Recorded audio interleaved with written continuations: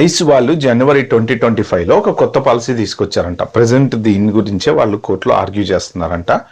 So ఏంటంటే అది ఒకవేళ మీ స్టేట్ గనక మీ స్టూడెంట్ వీసా రివోక్ చేస్తే, అంటే మీకు ఇంతకుముందు ఈమెయిల్స్ వచ్చాయి కదా ఎంబసీ నుంచి, మీ స్టూడెంట్ వీసా రివోక్ చేసాము అని చెప్పి, అది ఏంటంటే మీరు స్టేటస్ ఉంటుంది కదా మన I-20 లేకపోతే మీ స్టేటస్ ఉంటుంది కాబట్టి మీరు ఆ స్టేటస్ ప్రకారం యుఎస్లో ఉండొచ్చు అని అనుకున్నారు.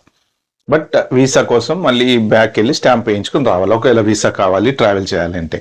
సో ఇప్పుడు వాళ్ళు చెప్పే కొత్త పాలసీ ఏంటి అంటే, ఈ వీసా ఎవరెవరిదైతే రివోక్ అయిందో వాళ్ళ స్టేటస్ టర్మినేషన్ చేసే రైట్ ఐస్ వాళ్ళకి, ఇమిగ్రేషన్స్ అండ్ కస్టమ్స్ ఎన్ఫోర్స్మెంట్ వాళ్ళకి ఇచ్చారు అనేది ఈ కొత్త వాదన తెరపైకి వచ్చిందనమాట.